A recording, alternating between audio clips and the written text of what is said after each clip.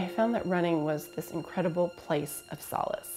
Nothing monumental. I ran to the corner, I ran around the block, and slowly these miles really accumulated into steps that was giving me the space to grieve, to figuratively and literally move forward in my life.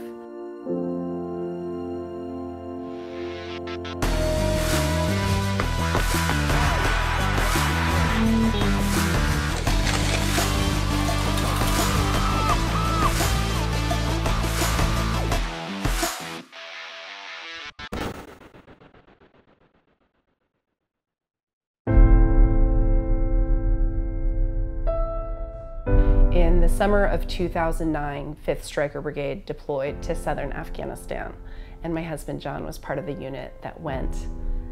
And like any good Army story, 3 weeks after John left, our daughter Heidi was born. It was very fast-paced. Our communication wasn't great, and so 3 weeks after Heidi was born, I went to our military planning meeting of the deployment. Remember, it was really the first time that I had been out of the house since I had had Heidi. The rear detachment commander, Frankie, came and got me, and he said, "Lisa, you need to come with me." When we got to the battalion classroom, there were two gentlemen waiting for me, and they were wearing green suits, and they read a script, something a military wife never wants to hear. Secretary of Defense regrets to inform you that your husband, Captain John Hallett, is believed to have perished in the fires. John was killed on August 25th, 2009, on his way home from a Goodwill mission. I had 2 children in diapers and one who hadn't even started preschool yet. I didn't know how I was going to make it to the next day, let alone the next minute. I found that running was this incredible place of solace. And I started to mark my grief, my steps, my time by getting outdoors and running.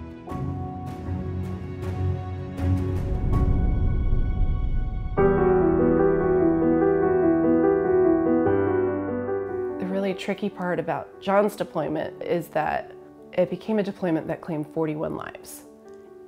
We were a community struggling. So every Saturday morning, this group of women began to gather to start running together. We start to realize that we needed more than just a 2-mile jaunt, a 4-mile run.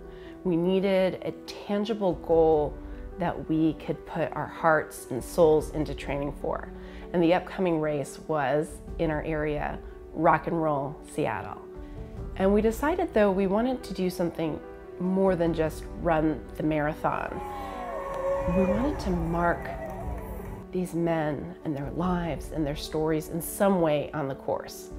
So when we hit mile 5, our unit was 5th Striker Brigade, and it was this beautiful part of Seward Park, and we decided it meant something. So at mile 5, we designated that we would place our tribute flags in honor of fallen service members, our fallen service members on the course. It became a place to all come together and use the power of the run to grow stronger, to show support for our military and their families, and to honor the fallen in a really life-affirming way. 2014, Heather Wooderson's son made the ultimate sacrifice. And before he deployed, they had talked about running the Rock and Roll Marathon. They were never able to run that race together. So in 2016, on the 2-year anniversary of his death, his mom, Heather, she dove that starting line.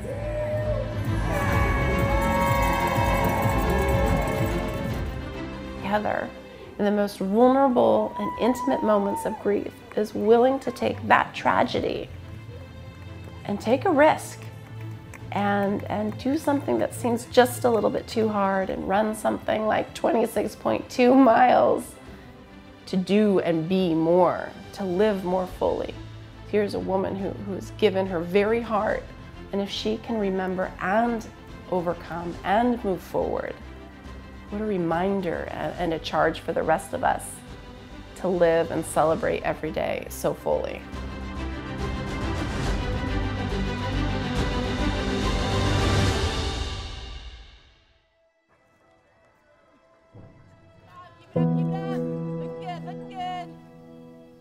When John was killed, I remember laying on the floor thinking, I am never going to be happy again. And I was wrong. Every day of my life, I would change that John died, and I would bring him home, and I would heal my children's hearts, and I would give them their daddy, and I would take my husband. But I can't do that. I have no idea where I'll be in 10 years, but I know that I'm going to be happy, and I know that my children are going to be happy, and that it's going to be all right.